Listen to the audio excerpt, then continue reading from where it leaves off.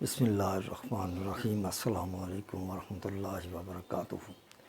حضرات گرامی، محمود غزنوی اپنے وقت کے بڑے دیندار اور نیک انسان تھے۔ انہوں نے ایک دن اپنی مجلس میں کہا کہ مجھے کوئی ہے جو حضرت خضر علیہ السلام کی زیارت کرائے۔ اگر کوئی مجھے حضرت خضر علیہ السلام کی زیارت کرائے گا تو میں اسے انعام و اکرام سے نوازوں گا۔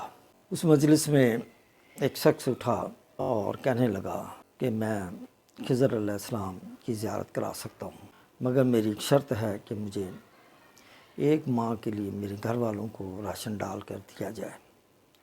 میں غریب آدمی ہوں، اس کے لیے کچھ دریا کے اندر کھڑے ہو کے عمل کرنا ہوگا، اور میں غریب ہوں، میرے بچوں کے لیے روزگار وہ راشن مہیا کرنا ذمہ داری آپ کی ہوگی۔ کہا کہ ٹھیک ہے، میں تمہارے گھر کا ایک مہینے کا راشن ڈال دیتا ہوں، تو تم یہ میرا کام کرو۔ چنانچہ وہ شخص ایک ماہ کے لیے دریا میں جا کے اپنا عمل کرتا رہا۔ ایک ماہ گزرنے کے بعد محمود غزنوی نے کہا اسے بلاؤ جسے میں نے کام پہ لگایا تھا، اسے پوچھیں کہ اس نے کیا کیا۔ اس شخص کو بلایا گیا تو پوچھا کہ تو نے وہ میرا کام کیا کہ نہیں۔ وہ کہنے لگا حضور، عمل بڑا لمبا ہے، اس لیے مجھے مزید مدت کی ضرورت ہے، مجھے کچھ ایک اور 2-3 مہینے مجھے دیے جائیں تاکہ میں صحیح طریقے سے اپنا عمل کر سکوں۔ محمود غزنوی نے مزید اسے مہلت دے دی اور اس کے گھر میں اس کے بیوی بچوں کو راشن بھی ڈال دیا۔ جب اس کی کچھ ماہ کے بعد اسے دوبارہ بلایا اور پوچھا کہ تو نے حضرت خضر علیہ السلام کو حاضر کرنا تھا، تو اس میں تو نے کیا کیا؟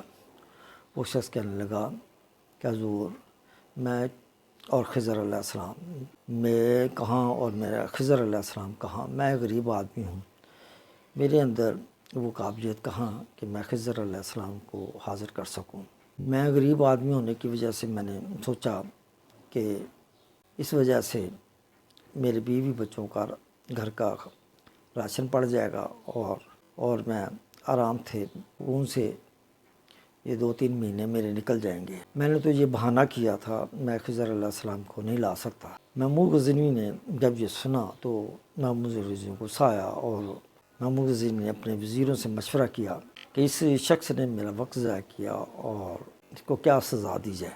ایک وزیر نے کہا بادشاہ سلامت، اس نے آپ کے ساتھ دغا کیا، جھوٹ بولا، اس کے لیے سزا یہ ہے کہ اس کی گردن کو اڑا دیا جائے تاکہ لوگوں کے لیے عبرت حاصل ہو سکے۔ اسی محفل میں ایک بزرگ شخص بھی بیٹھے تھے، بڑے خوبصورت نورانی چہرے والے۔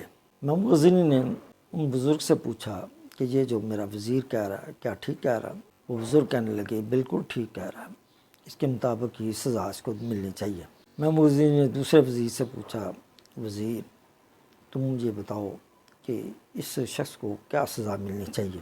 اس نے کہا حضور والا، اس کو سزا یہ کم ہے، اس کی سزا ایسی ملنی چاہیے کہ یہ تڑپا کر اس کو مارا جائے، اس کے لیے اس کے اوپر کتے چھوڑے جائیں تاکہ اس کو زیادہ تکلیف مل سکے اور لوگ دیکھ کر عبرت حاصل کریں۔ محمود غزنوی نے انہی بزرگوں سے پوچھا کہ آپ بتائیں کہ یہ جو میرا وزیر کہہ رہا ہے یہ ٹھیک کہہ رہا ہے؟ ان بزرگوں نے کہا حضور والا، آپ کا وزیر ٹھیک کہہ رہا ہے۔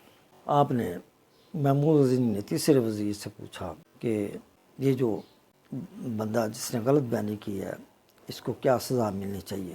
اس وزیر نے کہا حضور والا، اس کو معاف کر دیا جائے، یہ غربت کی وجہ سے اس نے یہ کہا تھا، آپ سے وعدہ کیا تھا، اس کے گھر میں کھانے پینے کو کچھ نہیں تھا، آپ تو اللہ تعالیٰ نے بڑا مال عطا کیا ہے، آپ کے خزانے میں کمی نہیں آئی۔ اگر وہ شخص اگر اسے آپ سزا دیتے ہیں تو اس کے بیوی بچے بھوک سے مر جائیں گے اور کہاں جائیں گے، اور مزید آپ کو بددعائیں دیں گے، اس لیے بہتر یہی ہے کہ اس کو معاف کر دیا جائے۔ محمود غزنوی نے ان بزرگوں سے پوچھا کہ یہ جو شخص کہہ رہا ہے ٹھیک کہہ رہا ہے؟ بزرگ کہنے لگے یہ شخص بالکل ٹھیک کہہ رہا ہے۔ اس کے مطابق اس کو سزا نہیں ملنی چاہیے بلکہ اس کو معاف کر دیا جائے۔ محمود عزیز نے ان بزرگوں سے کہا کہ آپ نے تینوں کے لیے ہاں کہی کہ یہ بھی ٹھیک کہہ رہا ہے، یہ بھی ٹھیک کہہ رہا ہے اور یہ بھی ٹھیک کہہ رہا ہے۔ تو اس کا مطلب کیا ہے؟ وہ جو بزرگ تھے وہ کہنے کے کہ حضور والا، جو پہلا شخص تھا آپ نے اس کی بات پہ اندازہ نہیں لگایا کہ جو بندہ خاندانی جس خاندان کا ہوتا ہے، جو اس کے آباء و اجداد پیشہ کرتے ہیں، اس کے مطابق آگے اس کی نسل میں بھی وہی چیزیں آتی ہیں۔ تو آپ کو چاہیے تھا کہ سوچ سمجھ کے اپنے وزیر رکھتے۔ یہ جو پہلا وزیر جو یہ کہہ رہا تھا کہ اس کو قتل کر دیا جائے، یہ ذات کا کسائی ہے، اس کے بڑے کسائی تھے اور کسائیوں میں ہمدردی نہیں ہوتی، وہ جانوروں کو ذبح کرنا اس کا پیشہ ہوتا ہے۔ تو اس نے اپنے خاندان کے مطابق ہی جو بات کی ہے، تو اس لیے میں نے کہا کہ ٹھیک کہتا ہے۔ دوسرے شخص کے بارے میں پوچھا کہ آپ دوسرے بارے میں بھی یہ کہہ رہے تھے کہ یہ بھی ٹھیک کہہ رہا ہے؟ تو بابا جی بزرگ چہرے والے کہنے لگے کہ یہ جو دوسرا وزیر آپ نے رکھا ہے، یہ بھی اپنے خاندانی نسل جو خاندانی کام ہے اس کی وجہ سے اس نے آپ کو مشورہ دیا کہ اس کے بڑے جو ہیں وہ کتے لڑایا کرتے تھے، اور کتے لڑانے کا کام جو ہے وہ بڑے شوق سے کرتے تھے، تو اس لیے اس میں بھی وہ آتیں پائی جاتی ہیں۔ اس نے بھی اپنے ذہن کے مطابق یہ فیصلہ دیا کہ ایک شخص پر کتے چھوڑ دیا جائے۔ تو میں نے کہا کہ بالکل ٹھیک کہہ رہا ہے۔ تو تیسرے شخص کے بارے میں پوچھا تو آپ نے اس کے بارے میں کہا کہ اس کو معاف کر دیا جائے، تو آپ نے بھی کہا اس کو معاف کر دیں۔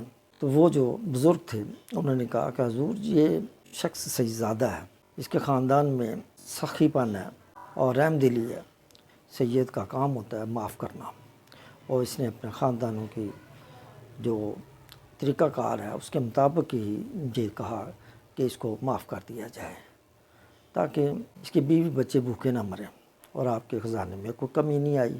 تو یہ سوچ کے میں نے کہا جس نے بھی بالکل ٹھیک کہا۔ محمود غزنوی نے جو سنا کہ یہ شخص جو ہے ایاز سید ہے، تو اس نے پوچھا کہ مجھے پہلے کیوں نہیں بتایا کہ تم سید ہو، مجھے تو نہیں پتہ کہ تم سید ہو۔ تو ایاز کہنے لگا کہ بادشاہ سلامت، ان بابا جی نے میرا راز فاش کر دیا، اب میں بھی ان کا راز فاش کروں گا۔ محمود غزنوی نے کہا وہ کیا؟ تو کہا کہ جیسے انہوں نے میرا راز فاش کیا کہ میں سید ہوں، تو یہ بھی میں ان کا راز فاش کرتا ہوں کہ یہ خضر علیہ السلام ہے۔ محمود غزنوی نے جب سنا تو دنگ رہ گیا۔ تو یہ معزز سامعین کرام، جو انسان سید کی ذات کی پہچان یہی ہے کہ وہ سچ بولتا ہے، دیکھنے میں خوبصورت ہوتا ہے اور سخی ہوتا ہے، جو بھی فیصلہ کرتا ہے وہ انصاف پر مبنی ہو۔ اللہ تعالیٰ سے دعا ہے کہ اللہ تعالیٰ ہمیں سادات سید کی خدمت کرنے کی توفیق عطا فرمایا اور ان کو پہچاننے کی کوشش کریں، اور پہچان کے ان کی جتنی بھی خدمت ہو سکے ان کی خدمت کرنی چاہیے، بے ادبی نہیں کرنی چاہیے۔ اس سے دنیا بھی سنورتی ہے اور آخرت بھی بندے کی سنور سکتی ہے۔ وما علینا الا البلاغ المبین۔